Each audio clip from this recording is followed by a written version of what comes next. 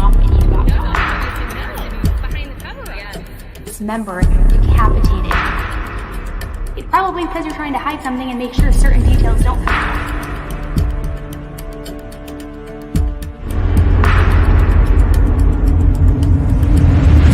Tend to Life with Elise starts right now. Hey guys, how is it going? Sorry, I know I kind of threw a wrench in the plan. Originally, I was going to do this live at the end of the day once court had finished for the day, but they're now on a 90-minute break, so I figured might as well just come here, give you guys the updates we have so far, especially because it really does take us through that entire timeline of events all the way up until the phone call was made to Barry and he leaves the hotel and returns back home. So there's quite a bit of information to unpack right now. And I'll be honest, when the hearing first started today, because we're on day 2, as you may know, I was a little concerned with some of the information that was being shared. It felt almost more like a smear campaign of sorts and kind of like character assassination in a way, just because of the details that were being shared and some of the insinuations that were being made. But then as we started progressing throughout the hearing to a lot of the testimony that really has just unloaded in the last 45 minutes, holy shit. I mean, and I'm going to walk you through what I think, and I would imagine a lot of you probably have similar views as I do, but I'm interested to know what all of you guys think as well. No, I did not pop yet. I am probably going to pop any moment though. maybe my water will break right now. Anyways, so for those of you who are brand new, stopping by for the first time, my name is Elise, and this is Tend to Life, where we talk all things true crime. We have been following along the Barry Morphew and Suzanne Morphew case since she was first reported missing back in May of 2020. So if you want to get caught up on what this case is and the developments that were made in yesterday's day 1 of the preliminary hearing, go ahead, and the playlist is in the description box below so you can get caught up. But I know most of you are here because you want to know what the hell is going on day 2. And it's a lot. So we're going to jump right into it. And I haven't decided yet if I'm still going to do a part 2 live later this evening with what comes out after their break. I'm going to try to, but I don't want to make any guarantees. I don't want to overpromise and underdeliver, but I will try if I can. So if you haven't subscribed yet, make sure you do so that you get notified of that. All right. So I want to start with how day 2 of this hearing really kicked off. And the first almost hour of the hearing, it was circling back and discussing kind of the spiraling of the marriage and what was going on between Barry, Suzanne, her text messages to her best friend Sheila, her alleged suspected lover Jeff, and what the real root of these arguments and this turmoil between she and Barry really was. And Suzanne had told her friend of 30 years, Sheila Oliver, that 80% of the arguments with Barry were all about money. And we talked a little bit about that yesterday because we heard testimony and we heard some things from the affidavit that implied that very often Barry would hold the finances over Suzanne's head and that there was a lot of just unrest around the financial state. And so she does tell her friend that 80% of those arguments did stem from money. Now, Barry's attorney, Iris, was speaking with Special FBI Agent Ken Harris, and he was talking about a safe that was located in the garage and said that that safe was searched. Now, Iris is claiming Suzanne took $70,000 out of that safe. And this was a little bit of a turning point this morning because immediately the state started objecting. The judge, although, allowed Iris to continue with speaking about this, and it almost as though they were trying to put in, I know, I'm just going to say it. There's been a lot of speculation that this is like a Gone Girl type situation, that between the searches for Ecuador and the language schools and now Suzanne taking the money that she possibly fled. I don't believe that for a second. I think, again, this is now starting to turn into a mudslinging thing and character assassination as all these details are emerging. And it felt very much like that's the direction this was going because his attorney brings up that there was that safe in the garage and that she started claiming that Suzanne took the $70,000 out of that safe to tee up, in my opinion, a possible situation in which she had money and fled. But so the state objects, the judge allows her to continue. And as we start learning more about the affair if we circle back a little bit, just a few months ago on March 10th, investigators had told Barry a little bit about this affair. And that's when he asked them about the missing money from the safe after the search warrant was executed. Again, I find it very odd personally that he was in fact told about this affair several months ago back in March, and not that it would have come to light by any means, but there's something that's just not sitting right in the sense that this information has been sat on quietly for so long, and I'm going to get to why in just a minute. Agent Ken Harris continues to say that Suzanne would often use Find My iPhone. It's an app that you have on your phone and you can track people with it who you program. And he said that she would track Barry, and and that he would oftentimes then put his phone in airplane mode so that he couldn't be tracked. And this becomes very important as we go later into what just came out within the last 45 minutes of this hearing, because, and I'm not going to try to pretend that I know how airplane mode works, but it's very evident that Barry believes that if your phone is on airplane mode, you cannot be tracked and your movements cannot be tracked. Now, if that's true or not, yet to be determined. It's looking as though it might be true, but she had the Find My iPhone app on her phone tracking Barry's whereabouts, and he would put it on airplane mode apparently so that she couldn't track him. Again, this all started to spin and kind of fit into that narrative that she had the spy pen to make sure to check if he was cheating, that she was tracking him, that she was going to flee with the money. And it just wasn't sitting right the whole way that this was going. But luckily it starts to take a turn here in just a minute. And so they also talk about how in April, Suzanne had opened up an account with Green Dot Bank and Royal Compass Management. Now, if you aren't familiar with Green Dot, it's similar to, gosh, I don't know, what would you compare it to? Like almost like a Boost mobile phone, like a prepaid phone, but it's a prepaid debit card or credit card that you can use. And these have been around, I want to say it's been like 15 years. So she apparently opens this Green Dot card, and this is in April, the month before she is reported missing. So again, tease it up to, is she getting her own finances in place? Is she trying to set things up? And it's painting this picture. Then Barry's attorney, Iris, also throws in that Suzanne had a secret bank account. And again, the state objects to this, says it's beyond the scope, and she starts explaining more about the secret bank account, the Green Dot, the money from the safe being missing, just trying to, again, just kind of drive home this narrative that she potentially fled on her own accord. I don't know who believes that that's true. I personally don't. Let me know what you think, though, in the chat. So then we fast forward to April 21st, and this is 20 days before Suzanne's reported missing. And 20 text messages are exchanged between she and Jeff.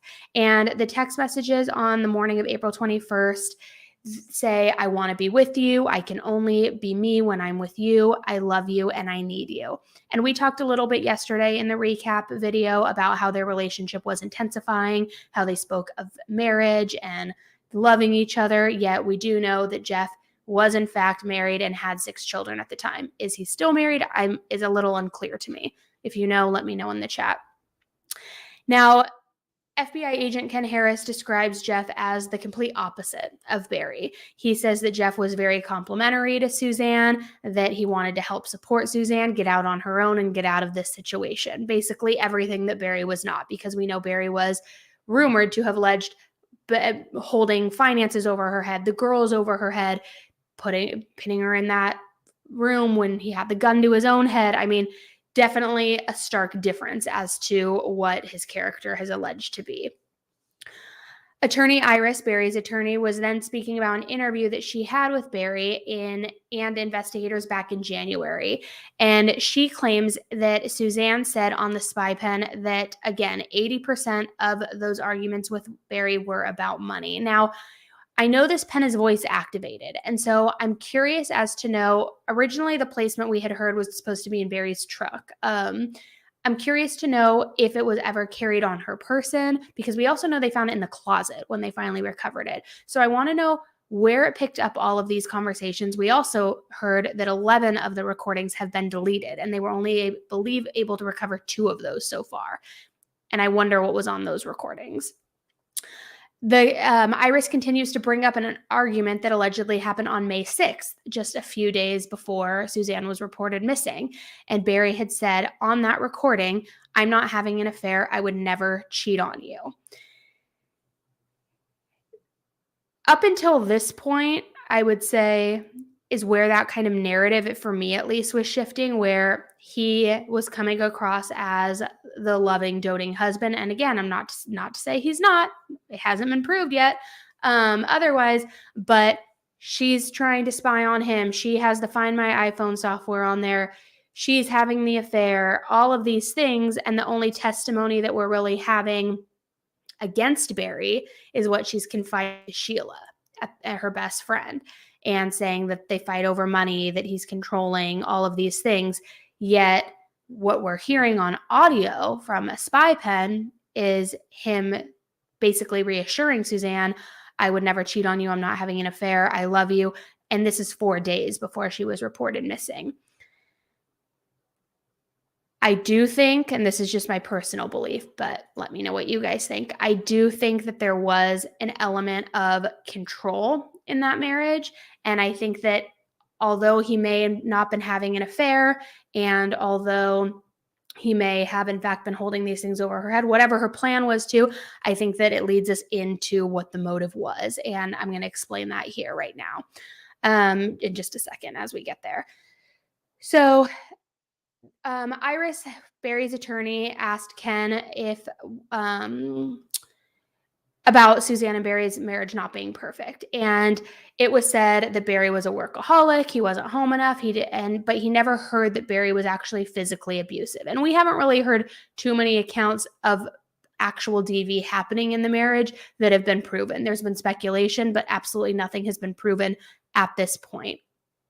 On May 6th, that same day when that audio was recorded from him saying, "I would never cheat on you. I love you.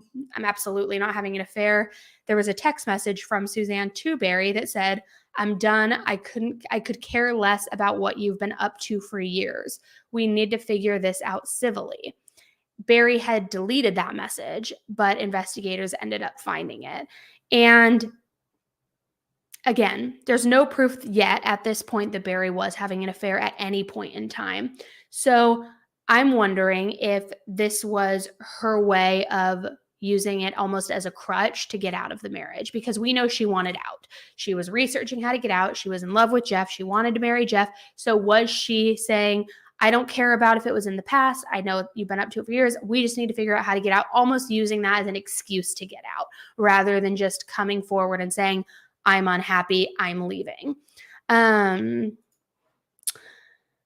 So he deleted that message, which I found was really odd, but investigators found it. And Agent Ken says that this text message was a significant step for Suzanne to get out, because she hadn't said anything to Barry about her actually fully wanting out until that day on May 6th. She had sent messages and had conversations with her best friend. She had conversations with Barry just about her unhappiness overall, but never said, "We need to actually end this marriage and figure out a way out." And that was coincidentally 4 days before she was reported missing. And he responds to those text messages by saying, "I promise you, you are wrong about all of the crazy things and thoughts about me. Why would I want another? Only a fool would stray from an angel like you." Now, guys, I'm having a hard time with this, because part of me wants to believe that maybe he wasn't having an affair. And that's not to defend Barry in any way, because personally, you guys know where my opinion sits with this entire case. But if this wasn't premeditated, and if this ended up being a crime of passion, which in my opinion, it does lead me to believe it is, which I'll explain why here as we continue going. But if it wasn't premeditated, he wouldn't have been sending those messages for any reason to cover his own ass. Let me know what you guys think in the chat. I'm really curious. Do you feel he was having an affair? Do you feel he truly loved her? And then maybe that love was so powerful that he snapped when he realized she was having the affair? What are your thoughts on it as we continue? So then on May 7th, the next day at 7 a.m., Suzanne starts messaging Jeff about how magical the last few days have been, how happy she is. A couple of days later, she tells him that she had a great night, got pizza, looked at homes, and they talked about Arizona. This was, again, the day leading up to her being reported missing. And I'm going to continue on, but we are going to circle back to some key events that took place that day, which I truthfully believe it was the day something happened to her, which was May 9th. So we're going to continue on for a minute, and then it's going to bring us back to this time. So on May 10th, which was the day that Suzanne was reported missing, Jeff had texted Suzanne and wished her a happy Mother's Day, and that he knew it was going to be a hard day because she missed her mom. And Suzanne, as we know, of course, never responded. The next day, on May 11th, Jeff texted her again, wishing her well wishes for her cancer treatment day. She also didn't respond, and that was allegedly Jeff's last message to her, which we know from yesterday's testimony that he was sent the link to the report of Suzanne missing the following day on May 12th. This still, again, and I said it yesterday, the fact that Jeff didn't come forward, and I get possibly wanting to protect his marriage, his family, all of that, but like, you're texting her literally the day of and the day after she was missing because you care about her so much. And when you find out she's missing, you still don't come forward. You still don't go to the authorities confidentially. Like, I just can't wrap my mind around it because, and there were a lot of comments on the video yesterday saying, I don't think he really cared about her. I think that Suzanne cared about him more than she cared about him, or more than he cared about her, which very well it could be true. But I don't like this. Like, why, bro, come on, Jeff, good old Jeffy. Why aren't you doing the right thing? I don't like it. When Agent Harris was asked about what Jeff was doing around May 9th and 10th, it was reported that he was in Michigan working on a dock project and went to a hardware store to buy supplies, and that all balanced with his credit card statement. In addition to, we know that his phone was pinging on those towers in Michigan, which is a 20-hour drive from Colorado or a 3-hour flight. So not in the area, and in my opinion, ruled out in terms of being directly involved in that regard. Now, here's something that I think is very interesting, and this is where we kind of start to get to more of the speculation of, could Barry have been having an affair? Was there something that was more sinister happening behind closed doors that people weren't aware of? So on November 6th of 2020, roughly what is that, like 5 or 6 months after Suzanne was reported missing, a friend had asked Barry about what the last thing he had said to Suzanne was. And she says that she remembers him stumbling and hesitating and not being able to fully say what it was he told her, which could be just that he was tripped up and didn't remember, or could be that because it was an argument and he was trying to cover it up and think of a lie. Who knows? As they were going through Barry's phone and all of that data, there was deleted dating history, such as Ashley Madison, which those of you who don't know, and I put it in the thumbnail of the video today, Ashley Madison is a dating site for married people, and it's how to have an affair discreetly. So there was web history for Ashley Madison, and apparently when that was brought up today in the hearing, he sat up in his chair and had a very grumpy look on his face as though he was caught. And that search happened in January 2020, just 5 months before Suzanne went missing, and there were no searches after that day. They also said they couldn't confirm whether it was Barry himself who searched for that on his phone or if somebody using his phone searched for that. But it was that search, January 2020, and then no more searches after that day. However, then in March, when interviews happened with the FBI and with Barry, they asked him about another website, and it's called, I'm going to try to be very careful here because I'm sure it'll get flagged. It's called Celebrity Jihad, and it is a website. If you haven't heard of it, please don't go look at it. But it is a website that was on his phone history that he had searched allegedly, and it is a pornography website, but not just your typical pornography website. It is with nude celebrities and videos, and a lot of the time it's like photoshopped. It's not actual real celebrities. It's like, what do they call that? That like deep fake or deep whatever that is, where it like really actually looks like the celebrity, but it's not. And it's brought, and it brings people in. Like, this website is crazy. It's where all of like the news rags go, and it's just trash, in my opinion, at least.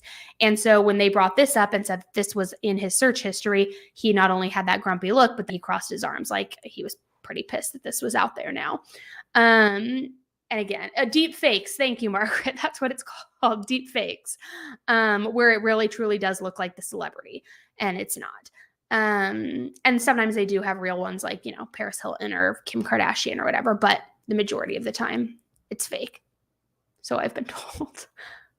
I don't know firsthand, but so I've been told. In another conversation that the friend Holly had with Barry, she said that Barry was accusing Suzanne of sleeping with a man in a basement back in November of 2019. And he allegedly had told Holly, if I find him, I will shoot off his balls and shove them down his throat. And Holly told investigators that his facial expressions were extremely disturbing. So this starts to paint the picture that maybe there was a little bit of an inclination that she was having an affair, and tied to motive, but also tied to anger, because he's saying, if I find out who it is, I'm going to shoot off his balls. I'm going to, shove him down his throat, and that he was making these disturbing facial expressions. So could it have been possible? Sure, because we also already know that Suzanne had confided in Jeff, and we know this from testimony from yesterday's hearing, that Barry did stumble across some of their messages. And once we circle back to May 9th, which we're going to do here in just a second, you're going to see a little bit more as to why I think that that's all linked together. So at this point in the hearing, they bring to the stand former FBI agent Johnny Grusing, and he has worked several no-body homicide cases. And they had asked him to interview Barry because he has behavioral analyst expertise. He has worked on so many of these no-body homicide cases, so he takes the stand. And he says that he investigated Barry's cell phone, he analyzed it, and he was asked to find out where Barry was on May 9th and May 10th, where his whereabouts were. And we start to get a big timeline built for us just based on his truck data, and we're going to go into that in just a minute, but that's what he was initially asked for. He was then asked about the truck movement based on the data, and there were 625 pages in that report that needed to be analyzed. And this included things such as doors opening, closing, the trunk opening, brake lights being pushed. I mean, I had no idea. I knew about GPS and all that, but I had no idea that you could get all of this data from the software in cars. It's crazy. So on May 9th, the telematics of his truck and phone were correlating with what Barry had said, that he went to the Tailwinds property around 11, then went home around 11:30, and he had veggie soup with Suzanne. Now remember, this is the day before Suzanne was reported missing. It's my belief that this is the day that something happened to Suzanne. So he's at the Tailwinds property around 11, gets home around 11:30, they're eating veggie soup. He allegedly then left again around 1:30. He made a few phone calls, and then he checks out a job site at a local gym in Salida and returned home at 2:45 p.m. Now, here's where things get interesting. When Barry Morphew got home, Suzanne was sunbathing and sending selfies of herself to Jeff. And they pulled up one of these selfies in the hearing, and it was her laying on her stomach, just, how everybody takes selfies. And it reportedly also made the girls very emotional when they saw it, which I can imagine. So at 2:11, Suzanne tells Jeff to get on WhatsApp, and she messaged him that through LinkedIn. Now, remember, they were talking on so many different platforms. They were talking through Facebook, on the phone, LinkedIn, Voxer, WhatsApp. So at 2:11 in the afternoon, right before Barry returns home, she messages him on LinkedIn, and she says, hey, switch over. We got to talk on WhatsApp. I'm going to just hit my camera here one second, guys. Sorry about that. Barry's phone data says that he was moving around the home during all of this as she was sunbathing, and he asks him what he was doing outside. And he responds, and this gets me, he responds, I shoot chipmunks. I have shot 85 chipmunks. Now, the reason that stands out to me, if you are at all familiar with the Lori Vallow and Chad Daybell case, one of the biggest pieces of evidence that they brought into the case was when Chad Daybell says he texts his wife and he says, I just shot a raccoon out back.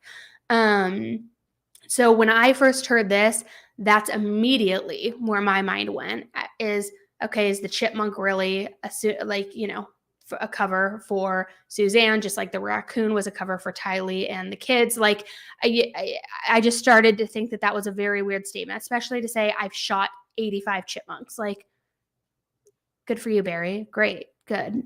Whatever. Agent Grusing also mentions that a tranquilizer dart cap was found in the dryer. He asked Barry about what gun he used for that shooting, and he said a .22.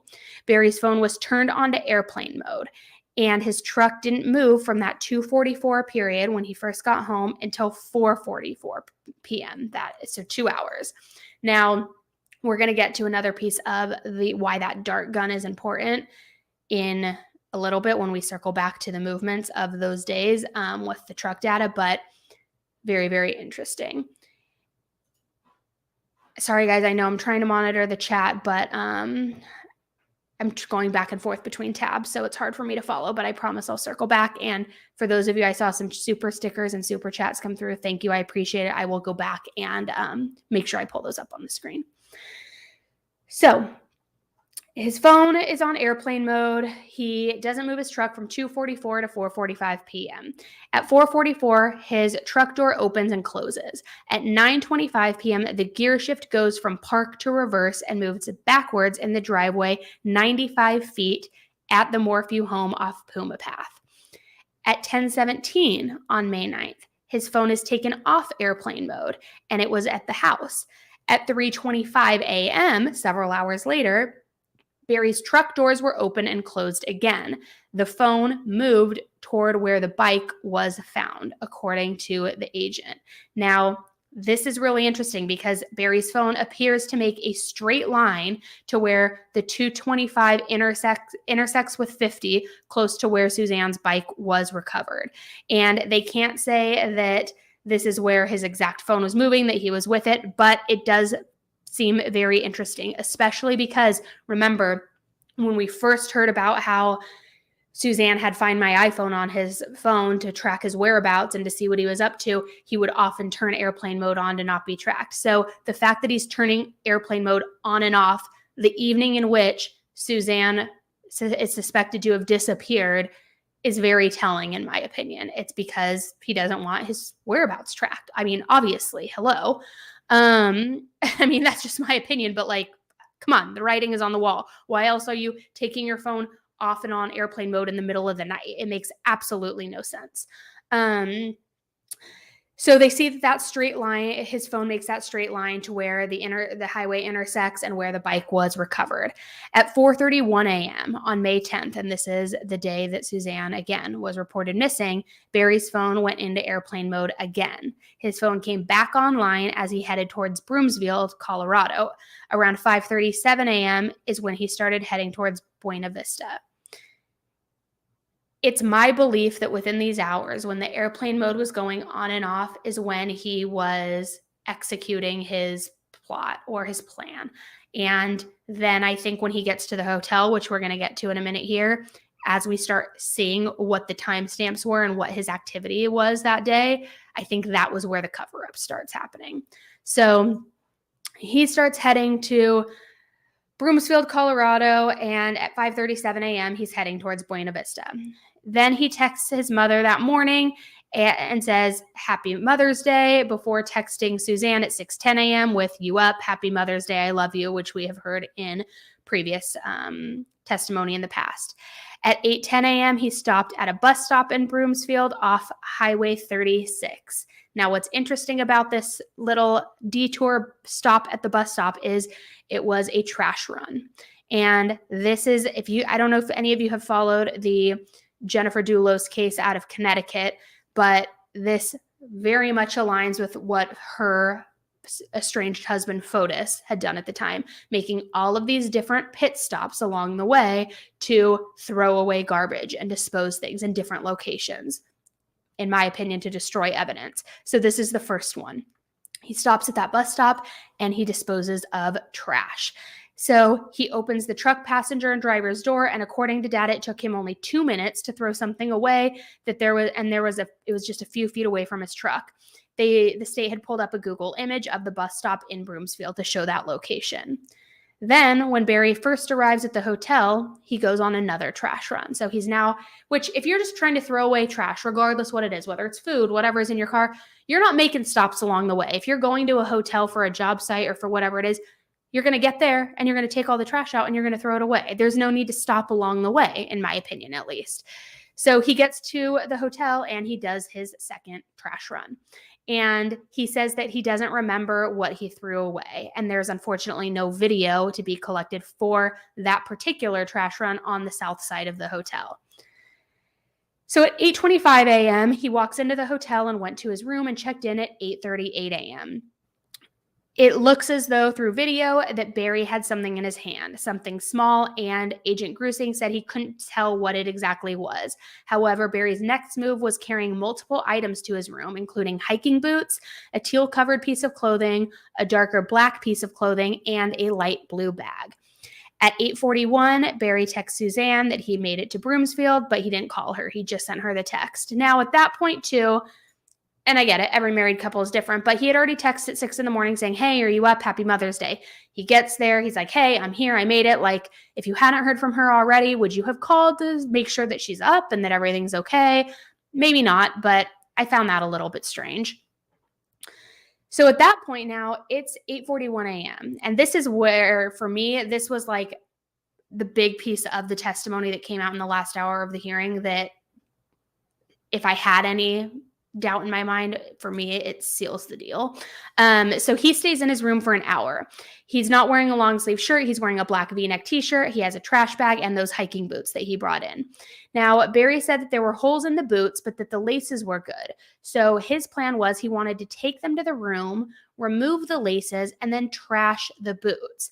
Photos of this from the hotel surveillance are shown during the hearing, but again, why are you throwing away boots? Like, your laces are good, so you're going to keep your laces, but you're going to throw away the boots. Not unless there's evidence on them, in my opinion. Like, it just makes no sense. None. A few minutes later at 9:12 a.m., he checked in, remember, at 8:38. So at 9:12, just what is that?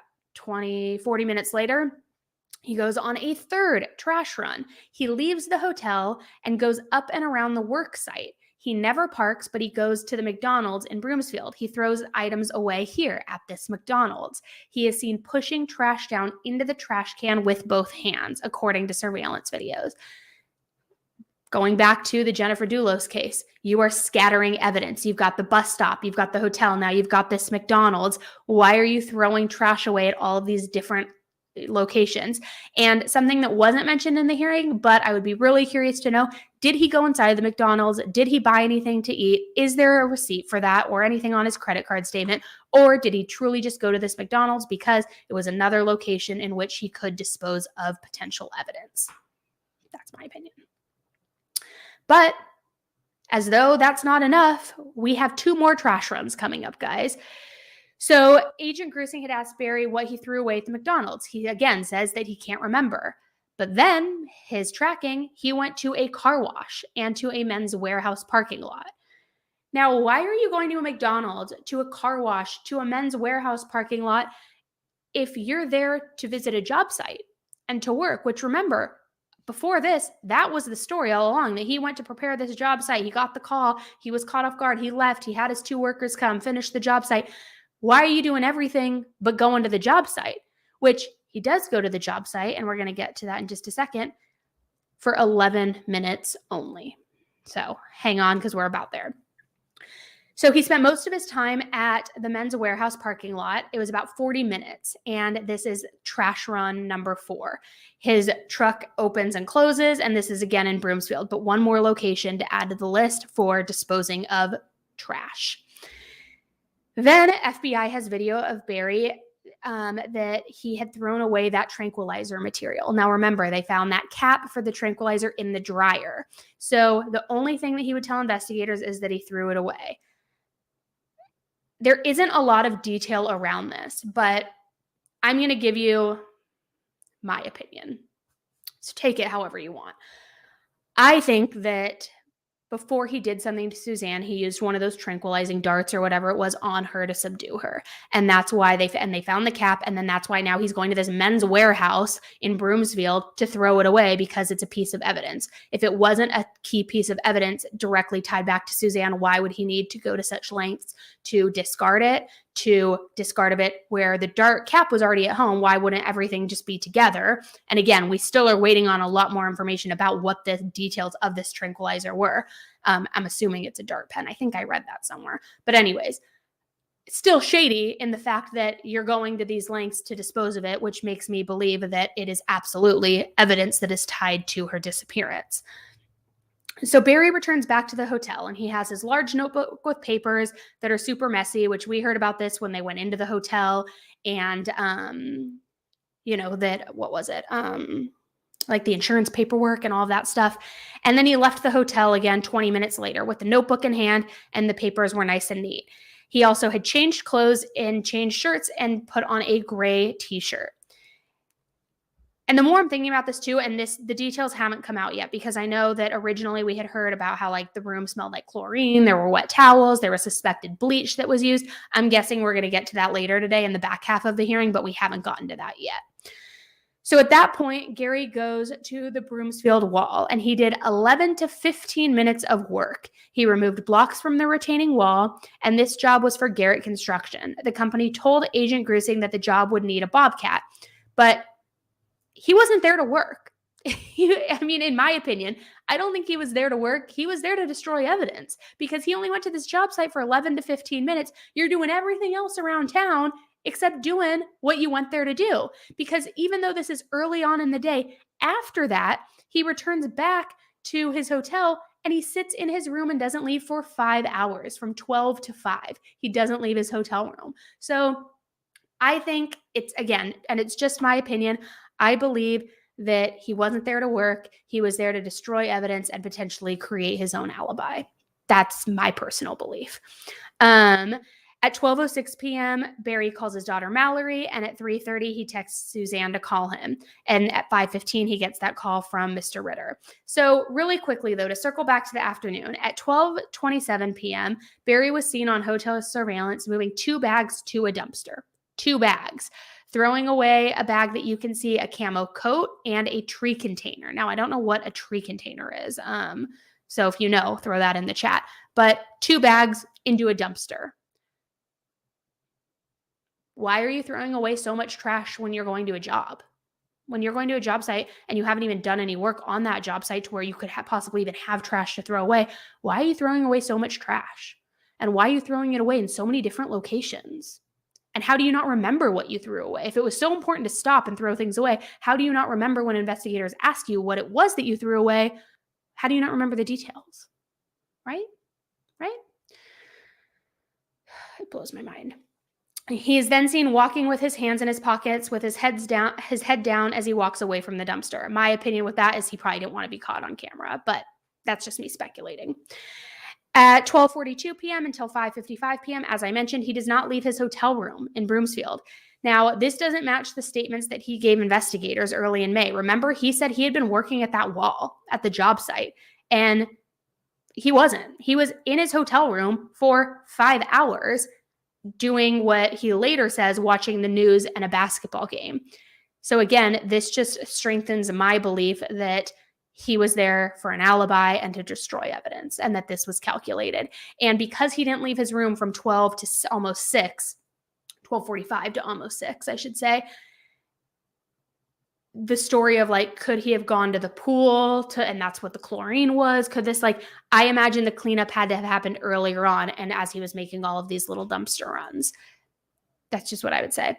So at 5:55, Barry had changed his shirts again as he left the hotel room. And Agent Grusing said Barry wouldn't say what he did in that hotel room. He mentioned, again, watching Fox News and a basketball game, but his story had changed according to the agent. Because remember, early in May, he had said that he worked at that job site all day. And then later he had amended his story to say he was watching TV in the hotel room, which...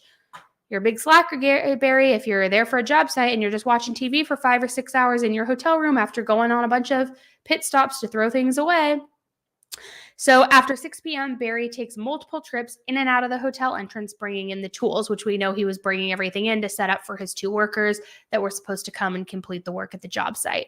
He also asked the front desk receptionist if it would be okay to leave them for his workers who were coming in later, and these were hand tools. This is where then the hearing pauses for 90 minutes as they are all now out on lunch break. I'm coming back to the chat now, guys. I'm curious to know what you guys think. Like, because in the beginning of this hearing today, and we're only on day 2, and I believe there's going to be 3 days total.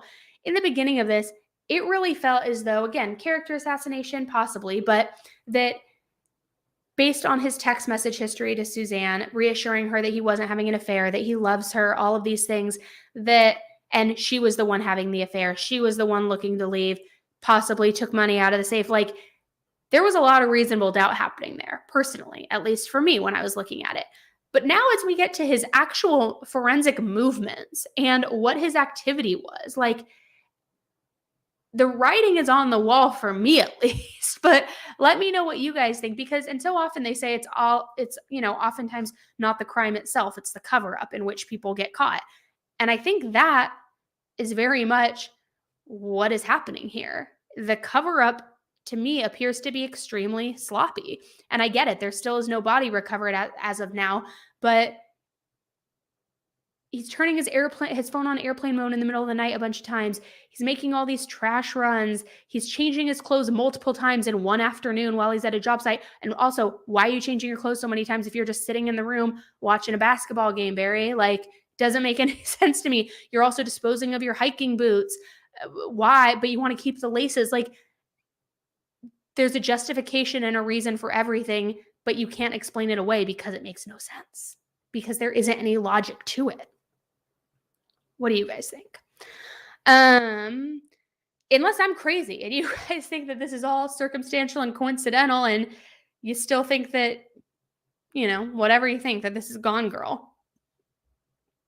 See, it looks like some of you guys agree. Definitely trying to get rid of evidence. I so agree. Probably from sleeping, from being up all night. 100%. That's a great point, Elizabeth. And I wonder if when investigators asked him about the basketball game or what was on the news, if he remembered anything. Did he remember the teams that were playing? Did he remember the score at any point? Did he remember what was headlining on the news? Maybe not, because maybe, to your point, he was sleeping because he was tired from shooting all those chipmunks and making all those trash runs and kicking it at Men's Warehouse for 40 minutes. Maybe he was just exhausted and Barry boy needed a nap. The Joy Catcher, no Gone Girl. I don't think so either. Yep. If you look at the logical explanation of everything, there is only one logical explanation. And so when they come back in, which they are going to be coming back in I think roughly like another half hour or so, I'm interested to know not only the rest of his movements and phone calls made after leaving the hotel, if his phone goes on airplane mode ever again, and if he makes any pit stops, but I want to know if we're going to learn more about what the content was in that room as far as the wet towels, the smell of bleach, all of those things, because even without actual physical evidence right now, the fact that he made all these and again, I get it, it's circumstantial. I got it. But like, he's making all these pit stops to throw things away. I'm curious about the tranquilizer and like, what is that used for? Is it a dart? Is it something else? Like, they said they found the cap in the dryer, but it starts to look pretty clear in my opinion. He got home the afternoon of the 9th.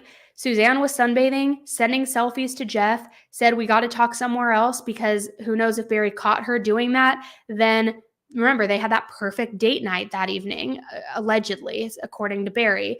And I wonder if that's what ultimately made him snap. She got caught in this affair. And so he tranks her to subdue her and then carries out whatever horrific plan he has to get rid of her, because we know that his phone went in that straight line to where her bike was found, which makes it all the more clear, in my opinion, that he probably planted it, allegedly. I don't know.